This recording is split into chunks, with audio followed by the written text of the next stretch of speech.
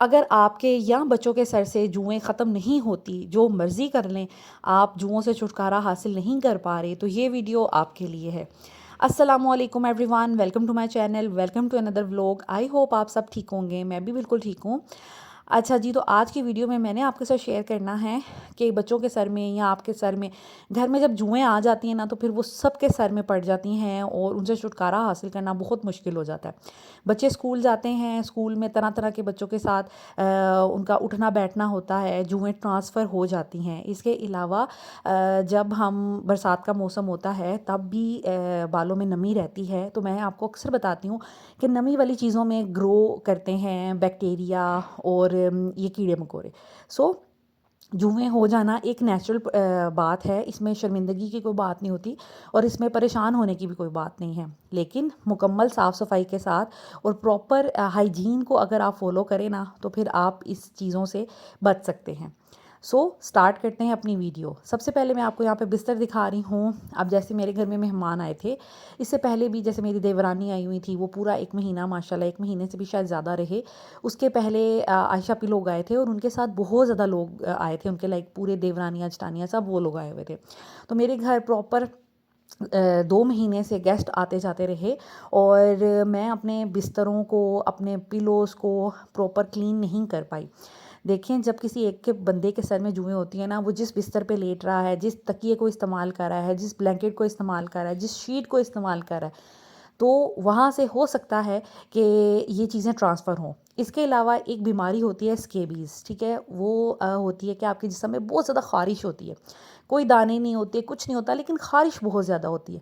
वो एक ख़ास किस्म का कीड़ा होता है, वो आपकी बॉडी को अगर लग जाए, आप फ़र्ज़ करें किसी ऐसी जगह गए जहाँ पर वो कीड़ा था और आपकी बॉडी के साथ वो लग जाए, तो फिर वो आपकी बॉडी में एक तरह का घर बना लेता है और वो जल्दी उससे छुटकारा हासिल नहीं किया जा सकता। उसके लिए ऐसे बंदों को कहा जाता है कि आपने अपना टॉवल अलग करना है, अपना बिस्तर अलग करना है, आपके कपड़े कोई दूसरा पर्सन ना पहने, आपके कपड़े किसी दूसरे पर्सन के कपड़ों के साथ ना धुलें और गर्म पानी में अगर आप 2 हफ़्ते तक ऐसे बंदे के कपड़े धोएँगे और वो प्रॉपर मेडिकेशन लेगा, जैसे कोई लोशन होता है, अलग शैम्पू होता है, अलग टॉवल है और इसके अलावा कुछ मेडिसिन होती है जो बॉडी पे अप्लाई करने से वो स्केबीज से जो छुटकारा हासिल किया जा सकता है, तो वो भी जान इतनी जल्दी नहीं छोड़ती बीमारी, ठीक है? इसी तरह जुएँ हैं। जुएँ हमारे सर में अगर एक भी आ जाए और हम उसको निग्लेक्ट करें, समटाइम्स नहीं पता चलता, कहीं से भी जूँ अगर सर में पड़ गई, तो उसमें ये होता है कि हम अगर इग्नोर करें, 3-4 दिन हमें पता ना चले या इचिंग ना हो, जब तक इचिंग नहीं होती तब तक हमें एहसास नहीं होता कि सर में कुछ है। उससे क्या होता है, जब इचिंग होती है ना, तो फिर आपको पता चलता है अच्छा यार सर में कुछ है, तो हम सर को साफ़ करते हैं। तब तक वो एक जूं काफ़ी मल्टीपल हो जाती हैं, अंडे देना शुरू कर देती हैं। बालों से जुएँ निकालना मुझे आसान लगता है, जैसे बारीक कंघी फेरें तो जुएँ निकल जाती हैं, एंटी लाइफ शैम्पू यूज़ करें तो जुएँ निकल जाती हैं। लेकिन जो एग्स होते हैं, जिसे हम लीखें शायद कहते हैं, जो बालों के साथ चिपके होते हैं, वो तो हाथ से, नाखून से आपको उतारने पड़ते हैं। वो बहुत मुश्किल लगता है और मुझे वो काम बहुत स्केरी लगता है, क्योंकि उसमें गर्दन बच्चों की भी थक जाती है, बच्चों को दर्द भी हो रही होती है, बाल खींचे जाते हैं, दैट्स वाई। और उसका और कोई तरीका नहीं है। सो जुओं से अगर आपने बचना है ना, तो अपने मुकम्मल, अब आप हम लोग क्या करते हैं, अपने आप को तो हम साफ़ कर लेते हैं, बारीक कंघी फेर ली, तेल लगा दिया, सर को साफ़ कर लिया, लेकिन हम बिस्तरों की सफाई नहीं करते। अगर बिस्तरों की प्रॉपर सफाई ना हो, तो जुएँ इतनी जल्दी से पीछा नहीं छोड़ेंगी। उसके लिए आपने क्या करना है, अगर आपके बच्चों के सर में या आपके सर में जुएँ हैं, आप पहले उसको साफ़ करें।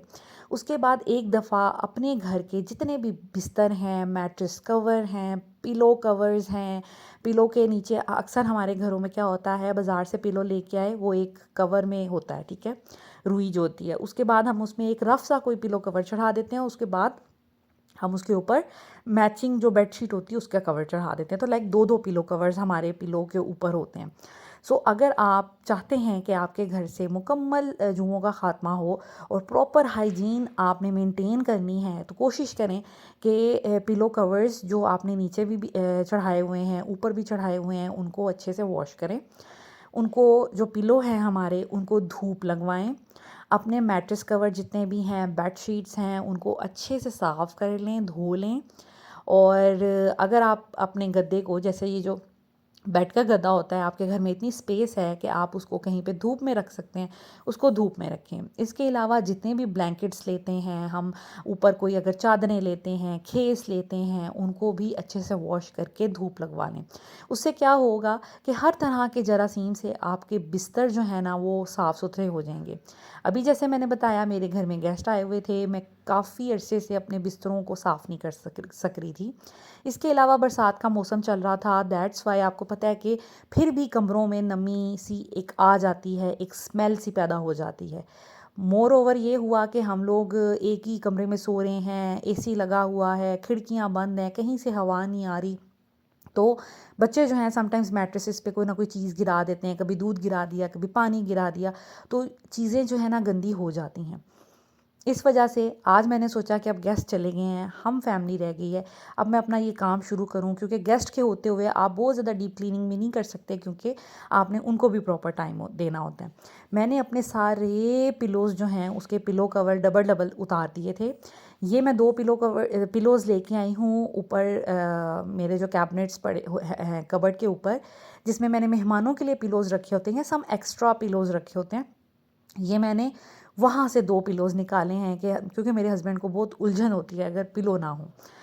क्योंकि मैंने सबको धूप में रखना है, दैट्स वाई मैंने ये ऑलरेडी 2 जो पिलोज़ हैं उनको निकाल के रख लिया है, ताकि किसी को भी पिलो अगर चाहिए हो तो उसको मुश्किल ना हो।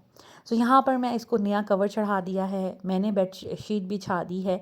अभी मैंने मेरे पास 3 से 4 टोटल मैट्रेस कवर हैं, जो कि इस पे 2 चढ़े हुए थे, पता नहीं क्यों हुसैन भाई ने शायद चढ़ा दिया, एक पे चढ़ा हुआ था, दूसरा भी चढ़ा दिया। सो इसको मैंने दोनों उतारे हैं, तो दोनों मैंने धोने हैं, तो इस बेड के अभी मेरे पास कवर कोई नहीं है, तो मैंने ऐसे ही बेडशीट बिछा दी है। उसके बाद आ जाते हैं ये हमारे फ्लीस के ब्लैंकेट्स। एसी चलता है तो ज़ाहिर बात है सब ये वाले ले रहे थे, देवर भी ले रहा था, मेरी जो देवरानी है वो भी ले रही थी, इसके अलावा बच्चे ले रहे थे, मेरे हस्बैंड ले रहे थे, तो मतलब हमारे सारे आलमोस्ट फ्लीस के ब्लैंकेट्स और कंफर्टर टाइप लगे हुए थे। तो ये सारे मैंने कैबिनेट में से निकाले कि इनको मैं वॉश करूँगी। ये सारे हैं जी हमारे मैट्रेस कवर, हमारी शीट और एक्स्ट्रा जो मैंने पिलो रखे होते हैं उनके कवर्स। उसके बाद यहाँ पर आ जाते हैं ये सारे फ्लीस के ब्लैंकेट्स हैं, देखिए 5 लगे हुए थे और एक ये कंफर्टर। तो कंफर्टर जिन दिनों में बारिशें वगैरह हो रही थी तो उन दिनों में फिर बच्चों को ज़्यादा सर्दी लगती थी तो कंफर्टर ले रहे थे। ये कंफर्टर है, बाकी सारे फ्लीस के ब्लैंकेट्स हैं, ये सारे मेरे लगे हुए थे यूज़ में। सो यहाँ पर जी मैंने सारे सेपरेट किए हुए हैं, अब इनको लेना नहीं है, एक ही दफ़ा में मैंने सारे काम कर लेने हैं, क्योंकि मैं चाहती हूँ कि एक दफ़ा में ही सारी चीज़ें वॉश हो जाएं और साफ़ सुथरी हो जाएं और प्रॉपर हाइजीन हो जाए बिस्तरों की। सो यहाँ पर जी मैं पहला लोड जो है मशीन में डाल दूँगी। इसमें एक टाइम पे 2 ब्लैंकेट्स आ जाते हैं। एक ये ब्लैक वाला ज़रा थोड़ा छोटा है क्वीन साइज़ बेड के लिए, और जो बड़ा वाला है वो है किंग साइज़ बेड के लिए, ठीक है। तो यहाँ पर 2, और ये दोनों डार्क कलर हैं, black and blue, that's why मैंने इनको एक साथ डाला है। इसमें हम डालेंगे पानी, जब पानी भर जाएगा उस कंडीशन में आपने इस पे सर्फ़ डालना है, वरना सर्फ़ इसके साथ थोड़ी सी नमी के साथ ब्लैंकेट के साथ चिपक जाएगा, वो अच्छे से घुलता नहीं है, बीच में मिक्स नहीं होता। सो हमने अब जब पानी अच्छे से मशीन में भर गया है, फिर हमने सर्फ़ डालना है, और हाथ से भी आप उसको थोड़ा सा मिक्स कर सकते हैं। कंफर्टर भी मैं तभी डालती हूँ, सॉरी ये जो सॉफ्ट लाइन होता है फैब्रिक कंडीशनर, इसको भी मैं तब डालती हूँ जब पानी अच्छे से भर जाए, क्योंकि इसका जो है ना स्टेन मैंने नोट किया है कि कुछ कपड़ों में रह जाता है। दैट्स वाई मैंने अब मशीन को चला दिया है, मशीन चल जाएगी, ये सर्फ और जो फैब्रिक कंडीशनर है वो भी अच्छे से मिक्स हो जाएगा। उसके बाद आ जाती है बारी पिलोज़ की।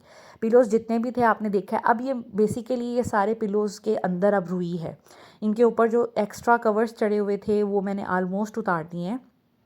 तो बाकी ये बिल्कुल अब जो मामा ने बनाया था पिलोज़, जो ये सारे मामा ने बनाए हुए हैं, कुछ बाज़ार से ख़रीदे हुए हैं।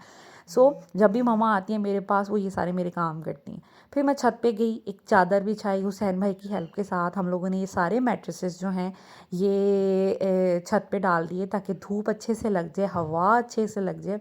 इन मैट्रेस कवर ये ज़्यादा यूज़ हो रहे थे, इन मैट्रेस कवर में मैंने सॉरी इनके कवर्स भी मैंने उतार लिए हैं, तो ये बिल्कुल रैंडम से सॉरी रॉ आपको मैट्रेस लगेगा। सो यहाँ पर जी मैंने जैसे बताया आपको कि मैंने ब्लैंकेट धोए थे, इसके अलावा मैंने एक लोड और लगाया था एक दिन में मशीन का, जिसमें सारे पिलोज़ और मैट्रेस कवर थे। तो ये हमारे जो हमारे रूटीन के लेने वाले हैं ना, सबसे पहले मैंने ये धोए ताकि हम आजकल में ये यूज़ कर लें, क्योंकि एसी अभी भी चल रहा है तो फिर ज़रूरत पड़ेगी, इसलिए मैंने सबसे पहला ये लोड ये धोया। बाद में मैं वो धोऊंगी जो अब मैंने पैक करके रख देने हैं, जो मैं तभी निकालती हूँ जब मेहमान आते हैं। यहाँ पर ये हमारा मैट्रेस कवर भी धुल गया है। अब नेक्स्ट डे, ये नेक्स्ट डे का क्लिप है। ये वीडियो मैंने 2 दिन में रिकॉर्ड किया है, क्योंकि एक दिन में इतना ज़्यादा काम नहीं हो सकना था, और दूसरा ये कि मैंने वॉशिंग जो करनी होती है ना, तो फिर मैं एक दिन में मैक्सिमम 2 लोड चलाती हूँ। अब मैंने ये वाले 2 ब्लैंकेट, ये फुल किंग साइज़ बेड के हैं, लेकिन ये थोड़े पतले हैं, दैट्स वाई दोनों मशीन में आ गए थे। इनको भी मैं धो लूँगी, और इसका भी तरीका वही होगा। पहले मैं पानी मशीन में भरने दूँगी, जब पानी से अच्छे से फिल हो जाएगी फिर मैं इसके अंदर डिटर्जेंट और फैब्रिक कंडीशनर डालूँगी। फैब्रिक कंडीशनर डालने से ना ब्लैंकेट्स इतने मज़े के, इतने प्यारे हो जाते हैं। एक तो सॉफ्ट हो जाते हैं, दूसरा ये कि इन पे से फ्रेगरेंस बहुत अच्छी आती है। मैंने इनको बैग में कवर करके रख देना है, बंद करके रख देना है। जब भी मैं निकालूंगी, अगर कोई मेहमान आ जाता है उसको देने के लिए, इसमें से हल्की हल्की सी ना खुशबू आती रहेगी, तो वो बहुत अच्छा इम्पैक्ट क्रिएट करती है। इस वजह से मैं फिर इसको कर दूँगी। जितने भी मेरे मोटे ब्लैंकेट्स भी होते हैं उनको भी मैंने आलमोस्ट उनके बैग में बंद करके रखना होता है।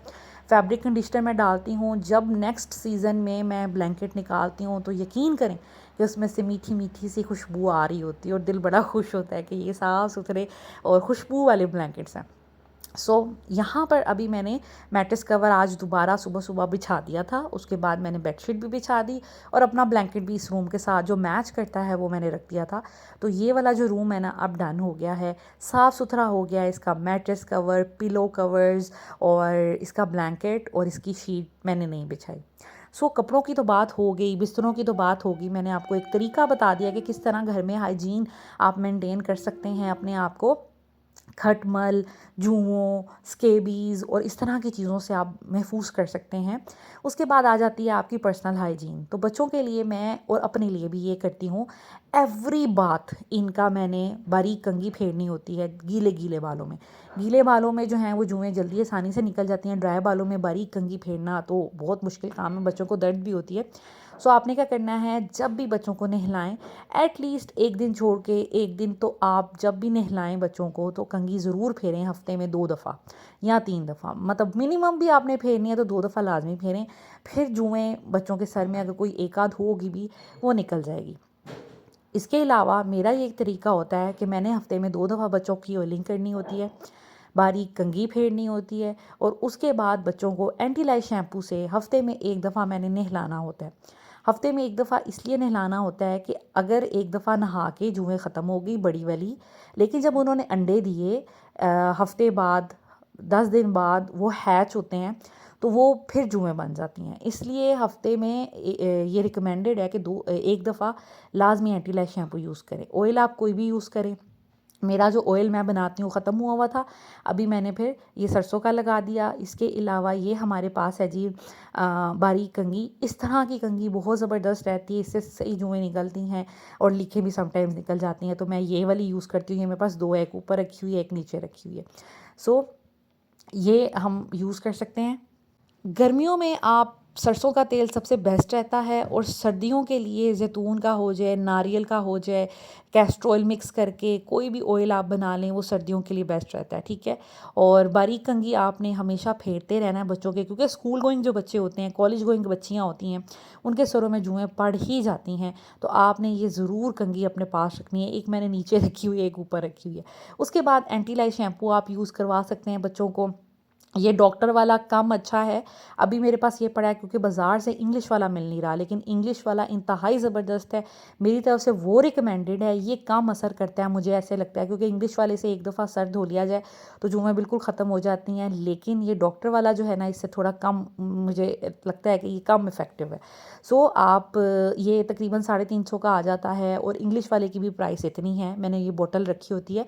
ये कि मैं हफ़्ते में 1 दफ़ा मैं वीकेंड्स पे ये काम करती हूँ। हफ्ते में एक दफ़ा बच्चों के सर में इस तरह शैम्पू फेर दिया, और इसका टाइम ये होता है कि आपने 10 मिनट सर पे लगा रहने देना है, फिर हेड वॉश करना है, फिर सही ये काम करेगा। अगर आप बस अब इसको अप्लाई करेंगे और सर धो लेंगे, फिर इसने बिल्कुल काम नहीं करना। उसके बाद आ जाते हैं, अब ये मेरे दूसरे ब्लैंकेट्स भी है, वहाँ हमने जो 2 लोट धोए थे, 3 लोट हो चुके हैं हमारे, तो ये हमारे ड्राई हो गए थे। तो इसको अब मैं इसके बैग को मैंने संभाल के रखा था, इसी में डालकर मैं इसको कबर्ड में रख दूँगी। अब मेरा एक ब्लैंकेट और एक कंफर्टर रह गया है, इसके अलावा बाकी छोटी मोटी चीज़ें हैं, कुछ टॉवल्स रह गए हैं, टॉवल्स की भी मैंने क्लीनिंग करनी है। सारे टॉवल्स वॉशरूम से निकाल के मैं उनको वॉश करूँगी और फिर मैं उनको समेटूँगी। वो इंशाल्लाह ताला नेक्स्ट किसी वीडियो में जैसे जैसे काम करती गई आपके साथ शेयर करूँगी। अभी तक मैंने इतना काम कर लिया है। So this is it. आज की वीडियो यहीं तक की थी। आई होप आपको ये वीडियो अच्छी लगी होगी और इससे कुछ ना कुछ सीखने को मिला होगा, कुछ ना कुछ नया आपको समझने को मिला होगा। So thank you so much for watching this video. अगर वीडियो अच्छी लगे तो प्लीज़ लाइक एंड शेयर कीजिएगा, मेरे साथ अपने एक्सपीरियंसेस शेयर कीजिएगा। Thank you so much for watching this video. Take care. अल्लाह हाफिज़।